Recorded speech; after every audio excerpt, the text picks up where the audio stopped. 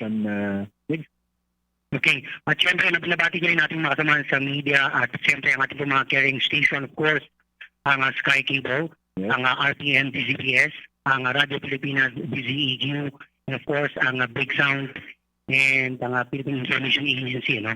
And of course, nakalive din po tayo sa PTB4 at syempre ang ating carrying agency, ang Philippine Information, ang Public Information Office. ng City Hall. Oh. And of course, with us for the City Hall hour is coming from the City Social Welfare and Development Office. We have Ma'am Betty Pangasan. Ma'am Betty, good afternoon no, and kumusta na po kayo? Well, thank you, Meet and Jonathan. Jonathan. We are so happy that you invited us here in today's Ugnayan. So we hope we'll be able to impart what information you wanted to know from us. Thank you. Yes, ma'am. Of course, aside from City Social Welfare, we also have Mr. Alan Abaya from the City Permits and Licensing Officer. Yes, good afternoon, sir. Ayan, right kayo yung bati ni sir. Para mamaya, tatanungin po natin si sir. And of course, we'd like to welcome also ang presidente po ng Liga ng mga Barangay, City Council, of course, Councilor Michael Loan. Good afternoon, Big and Jonathan, of course, to our viewers, the members of the media present. Thank you very much, Councilor. And of course, the Vice Mayor of Baguio City would like to welcome, of course, Honorable Faustino Lo. Thank you, Migs and Jonathan, friends from the print media and all the tri-media. Silo host of this program. Naimbag nga maluntayo amin nga awan maluntayo. Okay. Total, Vice, nasa inyo naman na po ang mikropono. Siguro update niyo po kami, Vice, sa inyong opisina naman po. Of course, in behalf of our very popular mayor, the vice mayor is here, and probably in behalf of the city council, we have at least contributed a lot for the program of the city government as supporting actor to our best actor, our city mayor. Okay. Sir, do you have any still a resolution pertaining to, of course, on the GCQ? Of course, as witnessed by our friends in the media, since the start of the GCQ, MCQ, and now again we are on MCQ, the council had been there performing every Monday just to compensate the programs of the city in we work as one, we heal as one. So many ordinances, resolutions, invitations, public hearings were conducted by the city council in support for the fight against this pandemic coronavirus or COVID-19. So in short, we have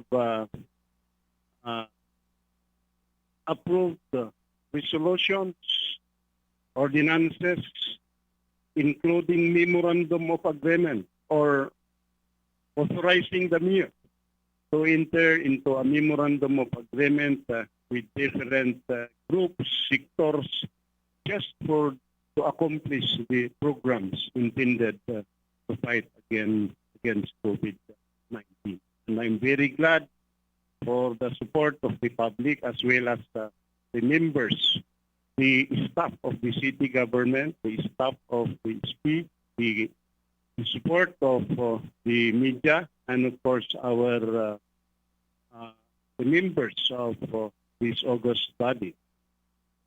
One of which, of course, is I'm referring to the Honorable Michael Lawana, who feeds the barangay.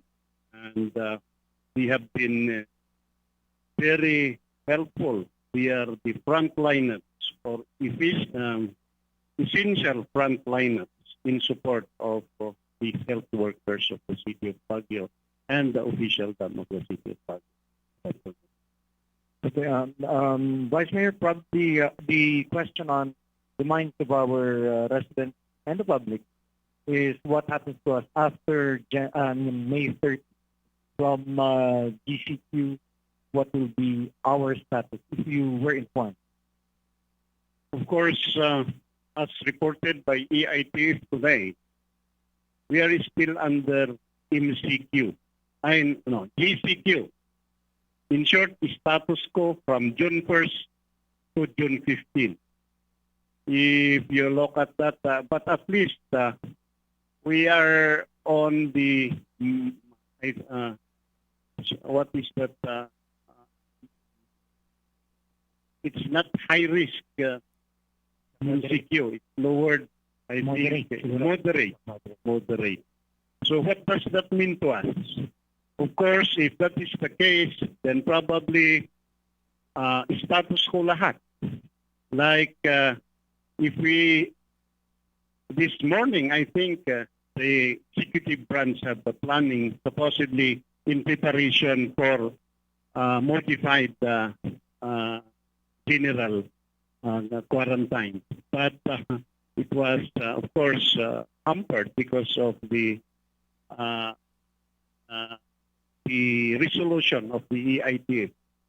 And perhaps I think the mayor had mentioned that he will appeal. Or if he asks us, then we will approve a resolution on Monday, appealing that maybe it's high time that we go to modify. Sure. When we say modified, so what are we going to modify under the GCQ? And if you say modified under GCQ, of course, there are again enumerations made by the national leadership, which it should be adopted also by the LGUs or the local leaders. And what is that example? Example is that supposedly the barbershops, the salons should be open in GCQ. But including the hotels, the motels. Kaya nga sabi ko, maganda yun para pag minsan pasyal ka naman sa mga hotel. But with your respect, yun po ang, huwag na kayong tumawa. Yan ang decision ng National ITF, the chairman. So that's it. We bite again the bullet and let us see what the city government can do. Okay, thank you very much, Vice Mayor. Pero Jonathan, introduce din natin yung ating isang panelist. We also have the Executive Assistant 4, Attorney Alfay Alberto. Ma'am, welcome. Good afternoon. Okay. So naman po natin si Councilor Lawana. Councilor, narinig naman natin sa DILG tungkol po doon sa distribution ng social remuneration. So far, I think Baguio wala naman. Pagdating po doon sa tinatawag na, tawag dyan, Jonathan. Kung meron po tayong kaso, doon sa mga barangay official, so far. Again, yes, good afternoon. Regarding yung issue sa social amelioration fund, and of course, the involvement of the barangay officials. In the city of Baguio, so far wala po namang nakasuhan or nakatawag or nabigyan ng letter from the DILG.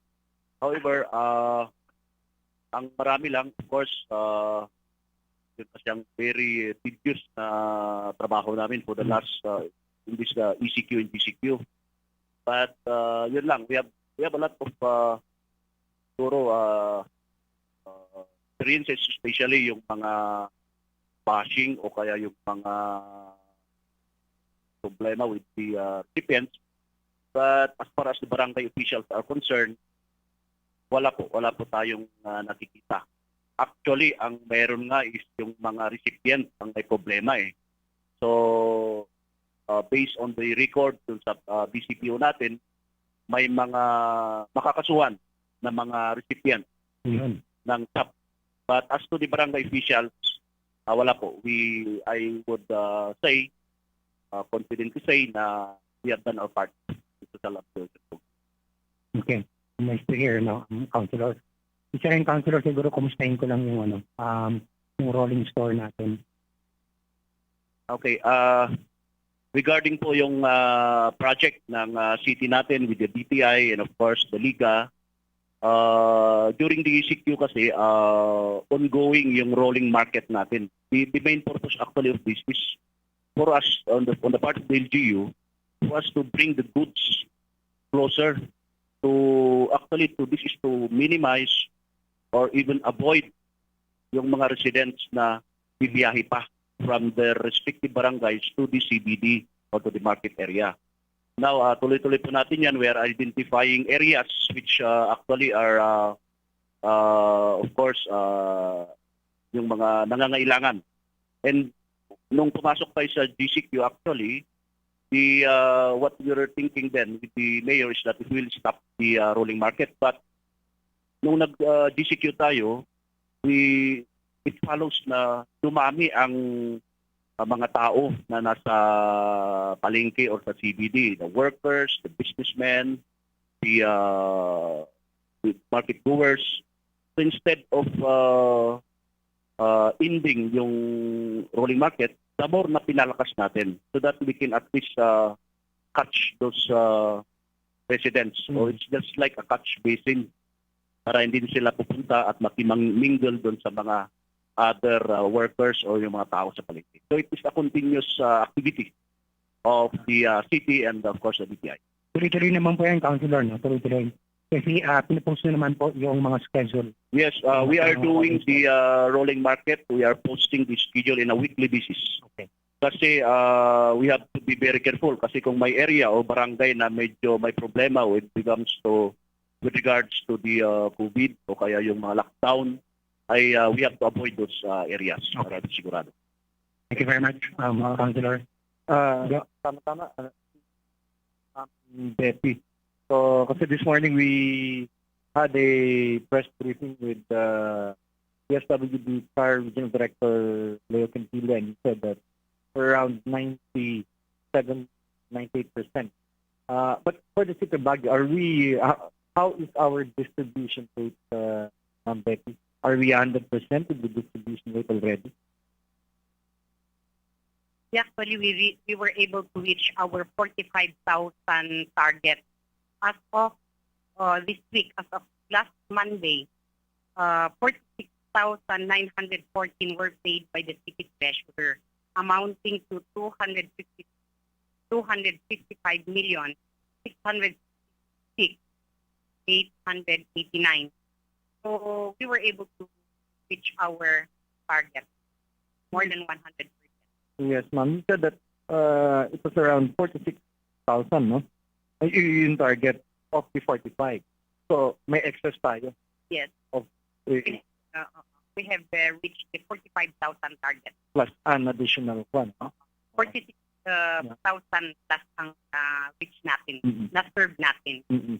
or paid. Actually, we have interviewed 51,000. Oh. Pero ang nabigyan ng pera, yung paid na 46,940. Ma'am, is that for both the first tranche and the second tranche? Or that's just the first tranche? It's the first tranche. Una pa lang the April. First tranche lang. Mm-mm. Out of the 256,178,250. First tranche. So, natapos ho yung... have you Na ang submitted paying it? out last Monday. And have you submitted the accounting to... Actually, the downloading of data and the payment was already submitted to the SWP, except that we are waiting for the uploading of the clear list. Those who are to be, if ever there's a second chance, sila po ang mag-ibigyan. Parang- Yun po ang clinic this evening. Yan. Jonathan kasi hindi ko pa pwede ron. Head of the family kailangan. I'd like to go back to the second part. You mentioned that if ever we Have this have second this second. run. So far, what are the information that we gather? Are we going to receive? Well, it's only the SWD who tell that. Yeah. Because they have to base it from the final report of the participating LGU. I'd like to go back to the earlier statement of the President when his attention was called for the middle-income earners. Meron ho ba tayong naging project for them? Supposedly, or apparently, they should have been one of those recipients. Yeah, actually, the middle-income earners had been attended to by SSS, loan, LTFRB, kaya, and the local government units are also preparing stimulus program for them, whether there are funds from the local government unit. It's not necessarily from the SAP. It's, Yes, from not- the different, From the different agencies. line agencies and the local government units are preparing stimulus program for them. Okay. Balikan natin si dahil marami pa tayong mga katanungan sa ating mga kasamahan sa media. Siguro si Sir Alan. Sir Alan, kumustahin po natin ang inyong departamento? Maganda po, sir. As per yung monitoring po natin sa mga business establishments, as to their compliance with the safety and health guidelines, generally, okay naman. Most of the business establishments complied with the social distancing, face mask, and then now we are implementing and monitoring also yung mga use of gloves. So for the first 2 weeks, generally it's good. Yung mga ibang businesses na na-open natin this week, we are again monitoring yung compliance nila. And by next week, we'll be opening some establishments. Sir Alan, this includes of course our malls here in Baguio City. Yes, sir. Kumusta po yung mga malaking mall po natin kung nakikita po kasi natin sa mga national, naglagay na po sila ng mga marking. Parehas din po ba yung pag-comply po ng ating malls dito sa Baguio? Actually, yung mga malls natin, they are compliant with the guidelines, health guidelines, especially to mention yung SM, kung napunta po tayo doon. Lahat po ng mga directional signs, mga signages nila, na comply po nila. So, any time of the day, meron pong social distancing. The same po with the Center Mall. Center Mall po, inaalis po natin yung mga stalls that are operating along the lobby at the first floor. Inaalis po natin yan para mas maluwang. Sa Portabaga, Chongsan, they are also complying, sir. Actually, yesterday, they presented yung mga preparations nila when we open their department stores this coming week. If we'll just wait for the final advisory, which will be drafted by Attorney Thea and will be posted perhaps tomorrow. So they presented to us yung mga preparations nila, and we, together with DTI and DOLE, we critique yung mga presentations nila, and we asked them if they are prepared to open today. They said they are not. So most probably next week. Okay, thank you very much, Sir Alan. Please reserve for yung mga questions namin sa ating mga kasamahan sa media. We will ask also si Atty. Alberto. Attorney, magandang hapon po sa inyo. Afternoon po. Kindly update us, attorney, kung ano po yung mga bago po sa ating departamento. kung ano po ang bago po o ano po yung update po natin. Mostly these are the guidelines on the operations of malls and shopping centers because we will be allowing them to open beginning on Monday. Supposedly, they can operate na dapat today, but upon the consensus of all of the mall managers, when we had a conference with them, they were in agreement that they need time to prepare and comply with our health standards, so they will just operate on Monday. So they will take today until the weekend to prepare because we have very stringent guidelines based on the DTI Memorandum Circular number 20/21.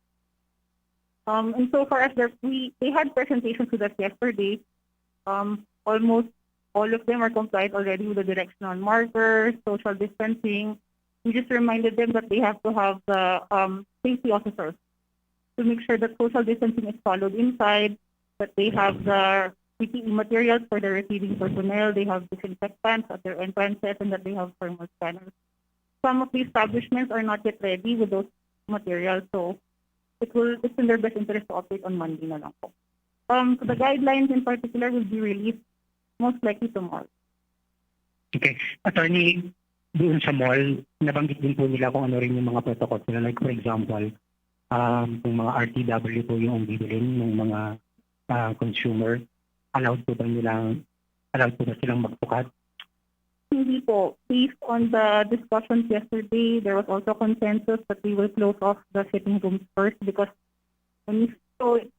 sometimes you have to take off your mask, and then siyempre yung pag-transfer if you came from outside, and then you will wear the clothes and then put them back. So there's also an added precaution that we have to sanitize the material. So aside from the disinfectants and wipe down every hour, they have to disinfect their premises at the end of every day, including the materials. We also asked them to remove the samples and testers in the aisles. And then the other precautions was that removing of the samples and testers, no sitting rooms, and they should have safety officers roving around the mall establishment. Okay. Thank you very much, Attorney Alberto. Next, let's just entertain meron tayong texting question for Sir Abayo. Meron po katanungan dito ayon po sa kanyang katanungan eh. Sir Abayo, sana po hindi excuse yung wala silang kinita because of COVID, so that you will allow certain businesses to operate even if they continue to pose danger to our health. This pertains to car body painting businesses in residential areas. Car body painting business. Yung mga nagpipintura ng sasakyan. Yes, car painters. So, are we looking at this also? Yes, sir. Actually, when we consider to open yung mga repair shops, auto repair shops, we excluded the painting and car painting because we considered also yung hierarchy of needs na dapat kung may pera ng tao ngayong pandemic, first na bilhin natin yung mga essential. So, that will come later siguro yung mga painting and car painting. I think what they were asking is, when they open, baka, and then mag-operate sila, and they pose danger to the community because of their car painting. Are you looking at this? Yung health ng community because of pagpipintura sa komunidad? Of course, sir, when they get permits, the one important thing that we will see yung mga health considerations. And ito po yung minomonitor din namin pag nag-inspect kami.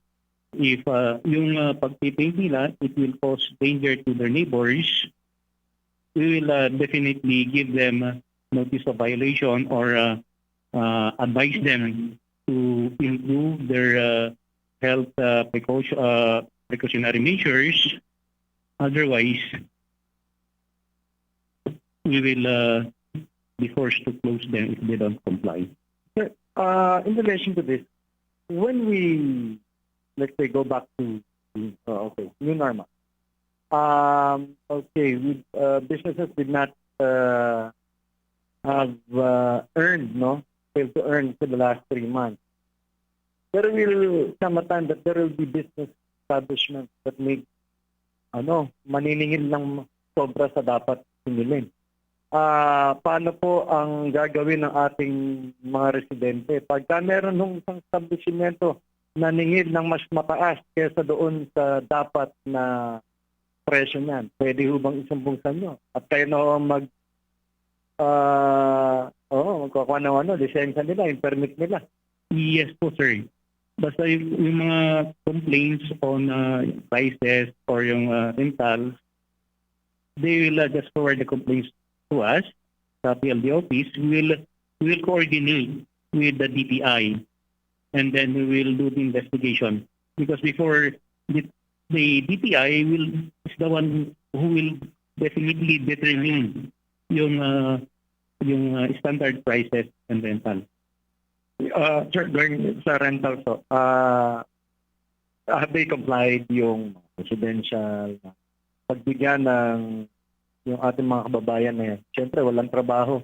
Huwag muna magbayad ng parang rental free, something, if I'm not mistaken. Yes, sir. In fact, yung sa municipal lusod po natin, may ordinance na yung rental holiday. And it's still approved na, it's still on public na kapag-list na po. Okay. Siguro we will ask Vice Mayor yung sa ordinance po ng I think it's sa 35-2020 yung sa list po ata. Why? So-called rental holiday ordinance. We approved that last May 15, I think, and it was signed by our own mayor. The intention of the law is that it's very clear.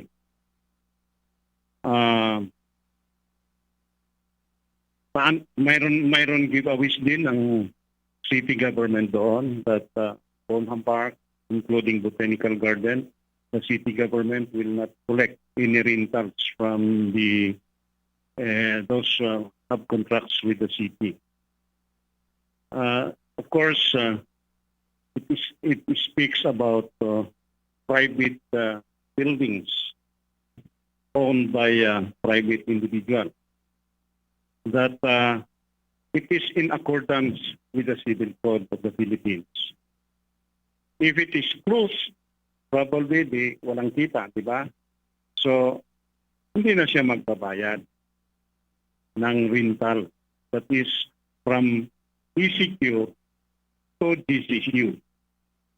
But if it is not closed, there is a provision there that the parties may agree on the terms of payment. Like, for example, 50%, 75%, or 25%, as the case may be, which is also provided in the national law as well as those issuances of DTI. So that's the essence of our rental holiday law. Maraming nagko-complain, but of course, if they are so much interested, probably they can ask for any of the members of the council may introduce amendment to the existing ordinance. Vice, this includes, of course, boarding houses. It includes because why? The rule is that all establishment engaged in business, it did not qualify. The presumption is if you are within the residential area, you are not engaged in business. But the question will be posed is that do they have an exemption to the law? Bakit sila nabigyan? So we will ask of course, the permit and licensing division. Did they give permit to these people or not? But of course, with due respect, no, dagidjay linlinting nga kasjay, there is an exemption also, there is a provision. They may waive also. That is the judgment call of the owner. But if you are occupying it, of course you have to pay, like boarding houses. May mga nagrereklamo, sabi nila na tatatlong room lang eh. Dadalawang room lang ang pinapaupa ko. But that is the sequence of the law. Otherwise, discrimination kung may, unless there is a provision on exemption. Vice, in relation to that, have the City Council looked at the possibility of giving a tax relief or tax holiday to business? Of course, and that is a remedial measure also to, of course, lahat naman nangingiyak na, no? Pati mayaman, mayroon din silang reklamo. The city government, in fact, we approve also another ordinance. What is very important in the city council is they are acting as one. All are authored. Most of the ordinances are authored by all councillors and, of course, the presiding officer. So can you give us a specific detail on the tax relief or holiday to our... The tax relief is not very clearly indicated, but it says that we give ample time to our businessmen to pay their taxes, like what is provided for in other corporations, like if it is during ECQ and GCQ, they are given until the end of December without surcharges to pay the accrued rental. And I think that is also humanized way of doing it. Okay. Thank you very much, Vice Mayor. I'll begin with our colleague in the media, Alden Quitasol of Tribune. Naimbag na malam kadatayani. My first question is para ka ni Ma'am Betty. Bayat nga i-address tayo that the COVID-19 Antangay umadanin ti panagtutulog, panagpabagyo. Nyamat ti preparations ti actual. Yeah, actually, by tomorrow, we will be ending the relief operation at the PSDR for us to ensure that we will also reserve stock for our upcoming rainy season. So that's our preparation for right now. We have to stockpile for the next rainy season or anything that will happen this third quarter. Okay po.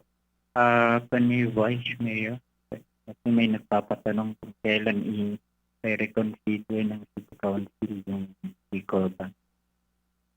Ay. Anyway, maybe this is a good month for all of us, especially the drinkers. Pero whether you like it or not, may patago pa rin nag-iinuman eh. But we will discuss that in how to do it. Maybe we could really anyway maybe we could act on it. Let us see what is we will have a public consultation again for this. And let us see baka sa akin sa palagay ko mas maganda 'yon dahil yung nanginginom medyo nang bawas-bawasan. Baka mabawasan at total mahinto na, di mas good for the minsan nagrereklamo mga mister natin eh. Dahil kung minsan nasusubrahan natin. But at any rate, thank you for that question. And we will see what we can do. Sir, open sa media yung consultation. Alam mo, Alvin, parang sa Kongreso lang yan, ano? Gagawin ni Vice yan na, priority bill. Okay. Tulad natin si Supremo, si Tom Picanya ng Amyanan.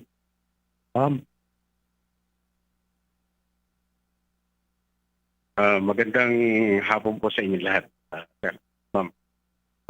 Yung tanong ko po ay sino po sumagot. Yung tungkol po dun sa pagbalik ng mga na-stranded ng mga taga Baguio, ilan na po ba ang nakakabalik sa Baguio?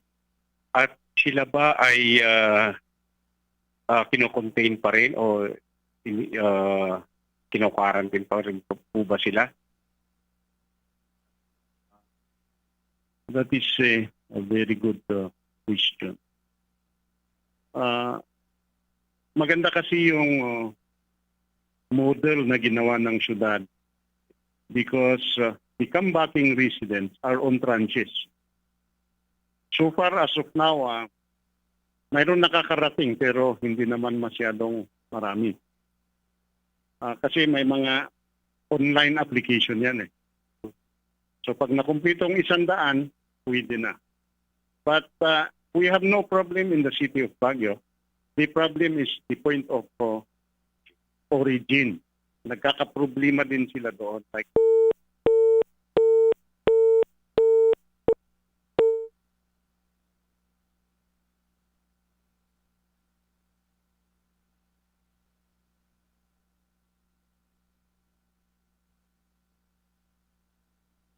but for those provinces,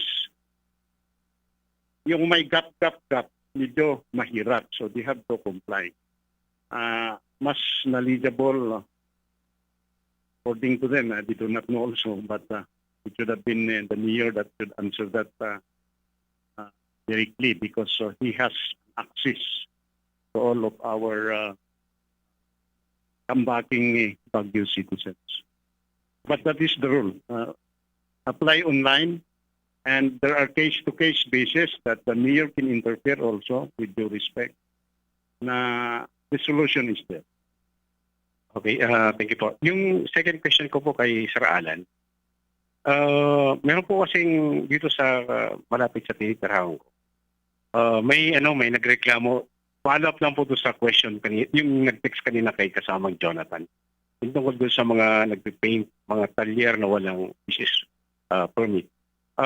Dito po sa may San Luis, sa may loob ng sa subdivision doon, binibigyan niyo ba ng permit ang mga talyer sa loob ng isang subdivision?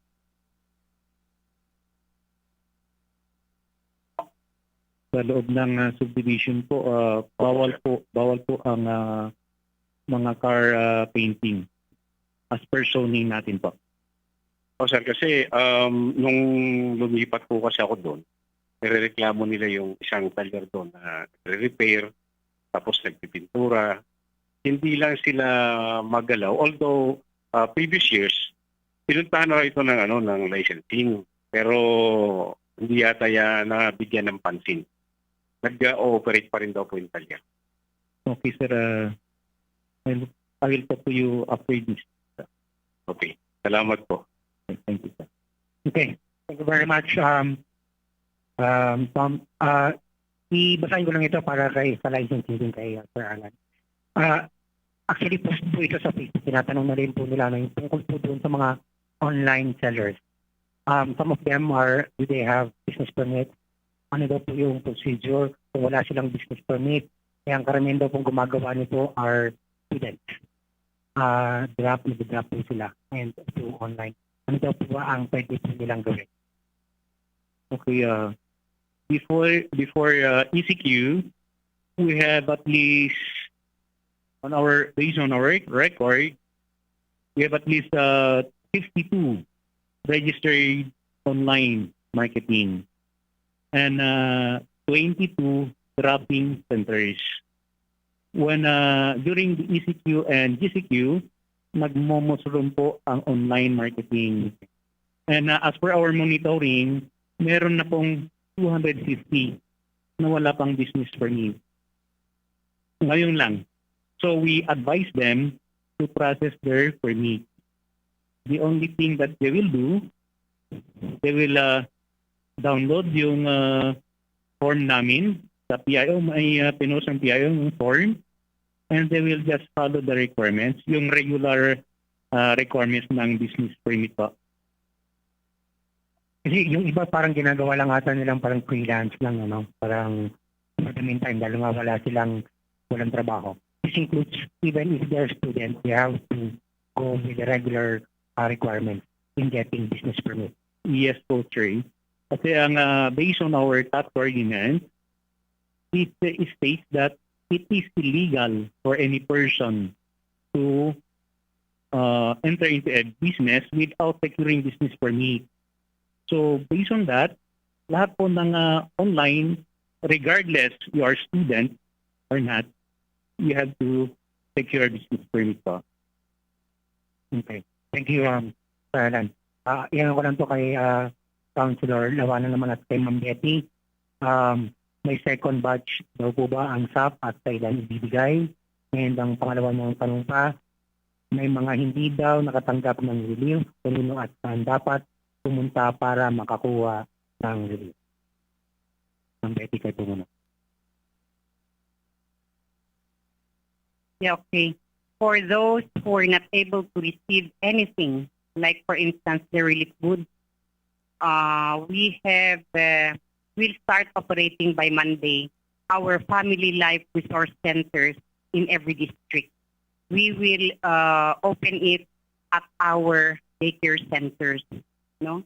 So we will be giving the announcement by Monday, or actually I have a copy here. We'll just share you. The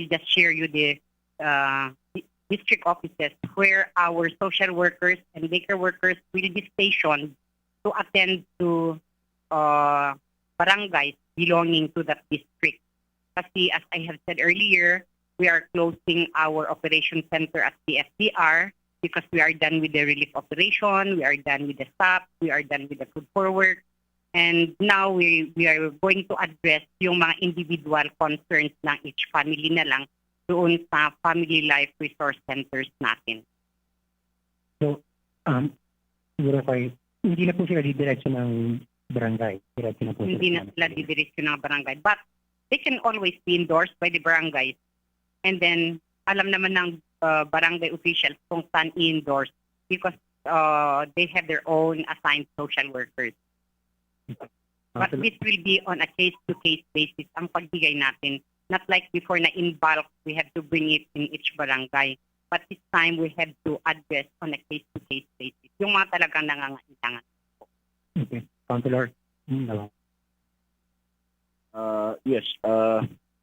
Maybe in addition yung sinabi ni Ma'am Betty regarding sa mga relief goods, kami naman sa barangay, of course, we still have, some barangays still have the quick response fund. So, the relief goods operation sa barangay, as mentioned by Ma'am, it will depend on the assessment on the barangay level. Kung yung mga, because honestly speaking, if you look at the other residents of the barangay right now, meron pa rin yung deeply affected. Meron pa rin yung hindi nakapag-trabaho, which really need additional food packs. So, ang gawin namin, if we can refer them to the district offices ng ating City Social Welfare Development Office, or we can also assist them by giving food packs coming from our quick response fund. But then again, as you mentioned a while ago, malapit ng onset ng tag-ulan, so we have to be very careful also. We have to reserve also some of the amount for the upcoming rainy season. Okay. Ma'am Betty, may SAP pa raw po ba? Yung pangalawa? At kailan daw po? As I have said, it will depend from the pronouncement of the Department of Social Welfare National Office. When will they release the second tranche po? Okay. Thank you very much, Ma'am Betty. Pigeon Labian of Philippine News Agency. Thank you, sir. Tagal pa. Sir, sa rent holiday po, now, any reaction po sa mga pan natin po, mga building owners, even the malls, any reactions po ba sa pag-declare po ninyo with the ordinance that there is a rent holiday po?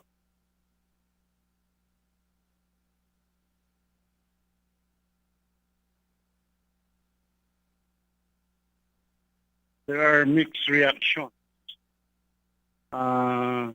There are those, like for example, if we have loans in the bank.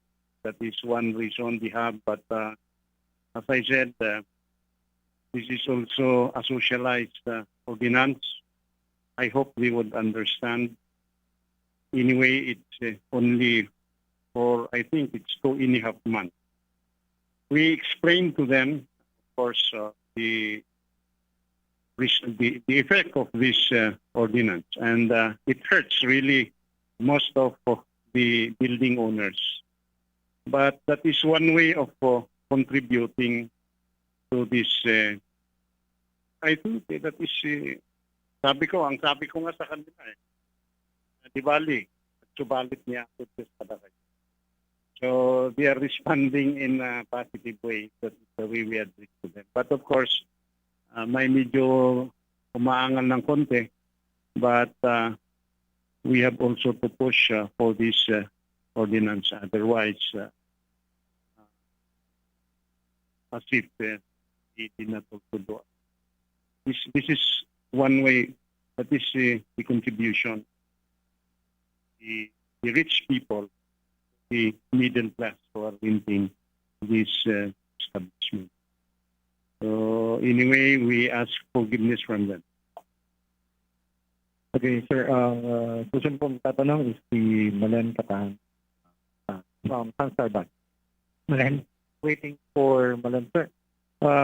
Vice, after looking forward, moving forward, learning from the COVID-19 experience, will all of this experience be, continued, like having a scheduled market day for every district, or probably having more satellite markets? In the 16-point agenda of the city, all are indicated there. So we have to comply with it, like establishing district satellite markets, or if we could provide them in big barangays, then that is one way. Second is that we have to do really something new. Like as I said, things that we should do is that to really find a regular office for this. I suggested to the mayor that if we could draft a law that the CDRMC, the traffic, should be one department to address this issue, so that at any time of the day, we have sufficient funds. Tingnan nyo ito, mga dinidelegate lang sa ibang office. Kung mayroon yan, OIC, so hindi makapag-deliver. Ang mabibig, mamaya, sasabihin, si Mayor. So we have to put this in place. Hopefully, it will be, that is the reason why if you look at the Mayor in his meeting with you, sinabi niya yun na kailangan we have to redefine the system at City Hall. There's a way that we could collapse, we could create. That is one way of doing. So that is would be better if the mayor will, in very detailed way, his plan. And we will support that. Okay, thank you. Vice, Malen. Good afternoon po. The question is directed to Vice Mayor or Councilor Lawan. Nagkaroon po tayo ng mahabang diskusyon nung special session tungkol dito sa problemang hinaharap ng ating mga jeepney drivers at ng taxi drivers. Baka pwede po natin i-summarize so ano yung nangyari dito sa 4-hour discussion natin. Saka po yung magiging tugon ng konseho sa request ng ating mga drivers. Of course, it took us 3 hours to discuss that matter yesterday, or 4 hours. And we are listening to them. And with due respect, we crafted several resolutions to address the issue. The first resolution that we approved, as moved by the Honorable Lawanna, is that there should be no apprehension by LT or LTO for the reason that there is still an existing provisional permit issued by the local government of Baguio. That is in relation on what LTFRB is doing. LTFRB is saying that we have the mandate, we will issue those special permits to those jeepneys who want, or the allocation in jeepneys in every barangay or every district. But the problem is, hindi nga nakabibiyahe yung mga drivers, operators, may mga pinapataw pa na fees. Like yung, anong tawag doon? Smoke emission test fee. So in short, dapat isa yan every registration, di ba? Then, marami silang rason. Pero sabi namin, let us humanize the law. Kung ginawa nga itong mga sasat distribution,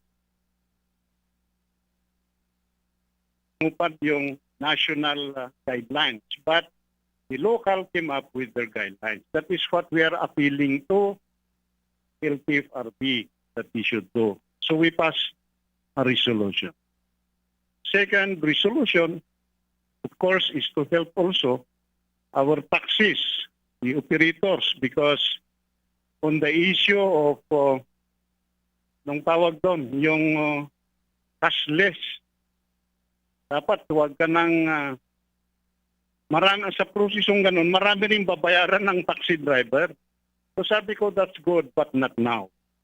So we approve a resolution again, I think it's also raised by the Honorable Lawan na to suspend that law.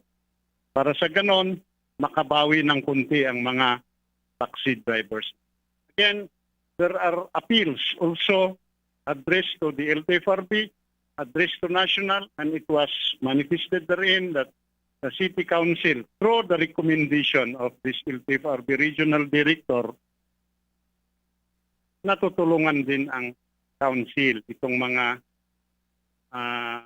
kasama natin sa transport group. There are others, but hopefully the transport group will sit down with the traffic management unit so that we would discuss these problems. Madam. Okay, Chairman. Sir, but we are still in a pandemic stage, diba? Kasi we are under GCQ. So, we were made to understand that with regards to the national guidelines, following the national guidelines, which is being followed by the local government, you are given the leeway to make adjustments to the decisions, no? Yes, yes. In the case of, then, at this point in time, the local government unit, correct me if I'm wrong, is over and above the LTFRB because of the present situation that we have. Am I correct? That's very correct. Actually, that is our argument. Yes. But, we are insisting that this is also their mandate. But can we tell this to the national government? Because they're forcing this to us. Yes. They can do this this could be followed, replicated in other areas. Yes. Kasi. One way of doing it is to approve a resolution for this purpose only. And let the national leaders appreciate the resolution, what we have prepared. Sir, are we made to understand that LTFRB here is forcing the issue? Or Perhaps that is the way I look at it, but, okay,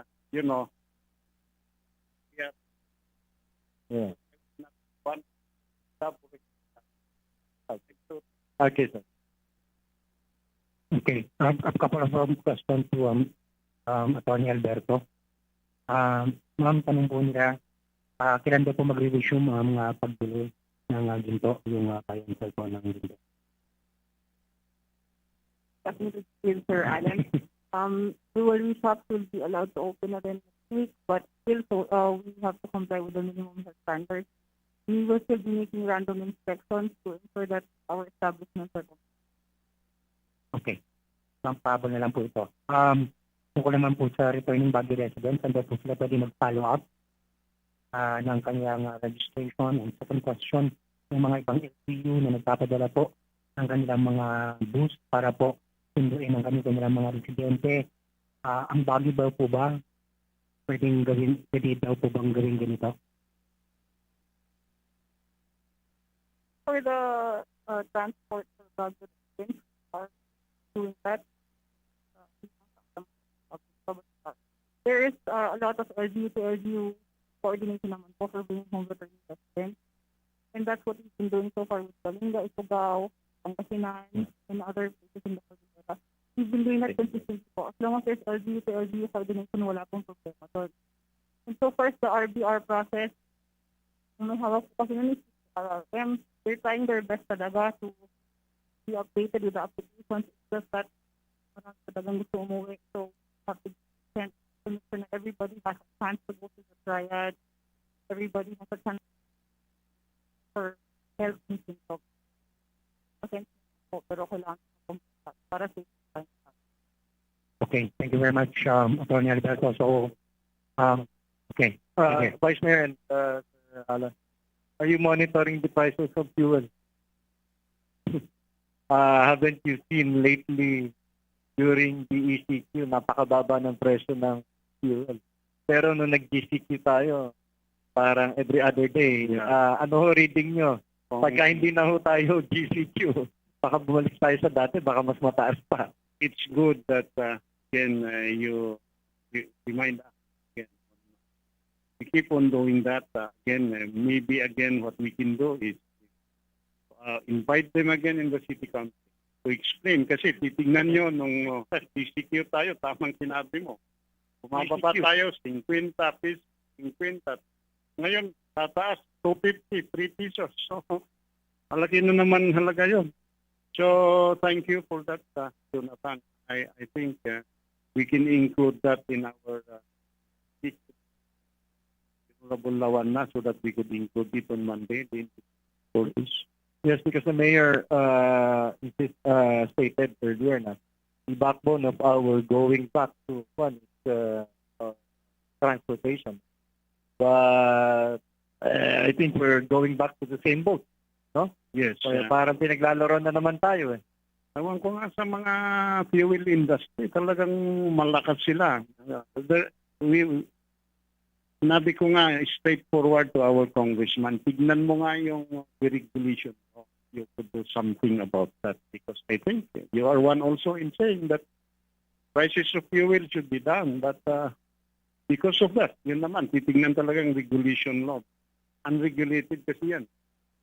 So yun ang siguro, that is an action that should be, of course, to be done by our congressman. Okay. Hey, Councilor Lawana, bago tayo mag-wrap up. Sir, any concerns or may issues po ba tayo like mga barangay pertaining of course to dun sa new normal na ginagawa po natin? Well, on the part of the 128 barangays in the city of Baguio, of course, we will still be waiting for the guidelines from the national and to the city. However, kami po sa barangay, we are slowly going back, but not to the normal, but to the new normal. So ang una naming inaayos is that ito nga, tapos na tayo sa mga social amelioration funds, sa mga recuperations. So we will continue still yung basic mandate namin during the start of the CQ that we have to monitor itong mga considered suspects o yung PUIs natin. Yun naman ang unang trabaho natin during the onset of the CQ. So tuloy natin yon, and of course we will be going back to our normal task like the anti-road obstruction. Umpisa na namin yan within a couple of weeks kasi napansin naman natin ngayon, libre lahat ang mga parada. But now that we are going to the GCQ or MPCQ, medyo they are creating obstruction already. So that's number one. And second, we are already preparing for the onset of the rainy season. Yun ang pinag-preparean natin. So from the BHERTS na tinatawag natin, we have to activate also our PDRMC para ma-address natin itong mga emergency at saka yung mga safety natin during the rainy season. And others, itong mga regular activities namin sa health and the upcoming, marami kasi tayong naka-align sana like for example, the nutrition month, malapit na yan. But still we have to wait kung ano pong mga activities. So in short, we will just proceed with whatever we can do under the new normal, awaiting other instructions or executive order or yes from the office kami. Okay. So being a member of course of PISA sa sport, ano po ang, kasi marami ng mga kabataan nagtatanong kung gusto na nilang maglaro especially of course basketball sa mga barangay, mga covered court. Well, we have to abide with the IATF rules pa rin. As of today, meron naman naka-download na sa atin yung mga sports na pwedeng laruin natin. Like for example, jogging, golf, I think yes, anything that is I think it will not require or it require physical distancing. So as a member of as a former chairman of the sports, actually, we still have to abide with whatever is the instructions or guidelines set by the. Okay. So walang basketball. No? Bawal muna. Okay. Shooting lang siguro. Shooting. Kasi golf. Hindi nanonood. Golf na lang. Okay? So siguro kung wala na pong mga katanungan sa media, ngayon ba? Mga pahabol. So wala na, Joe. Baka huli na natin yung meron pa ba? Ay, Licorban. Wala nga. Sinabi na nga ni Vice. Priority, priority bill. Okay, may pahabol si attorney.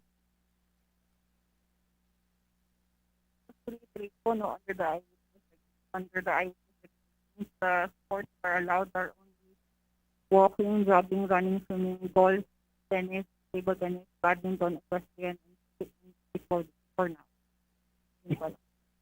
Question. Sport ni Jonathan yun. Sa right part. Sa right part.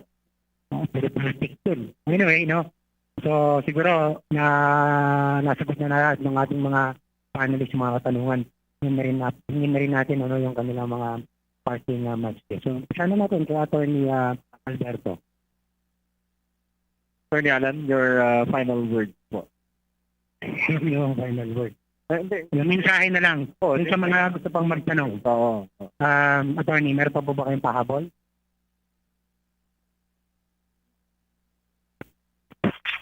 Okay, so dito pa yung papagayam iti naangay nga City Hall hour dito syudad iti Baguio. Ano sa dinuket na-discuss dito panelist nagiti nga rod concern regarding nagiti rules nga may implementar pala under iti GCQ iti syudad iti Baguio.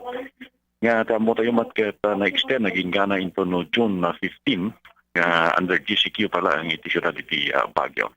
So may sakarigiti natalantan tatay regarding ito'y panagala iti business permit nagiti online sellers nga halos umabutan iti 250 dito siya iti Baguio. And may panggap mo iti liquor ban agtaltalin na nga may implementar talaing dito syudad. So data pa iti update manipod dito City Hall iti syudad iti Baguio. Joseph Manzano kadwate dito ni John Ligligan.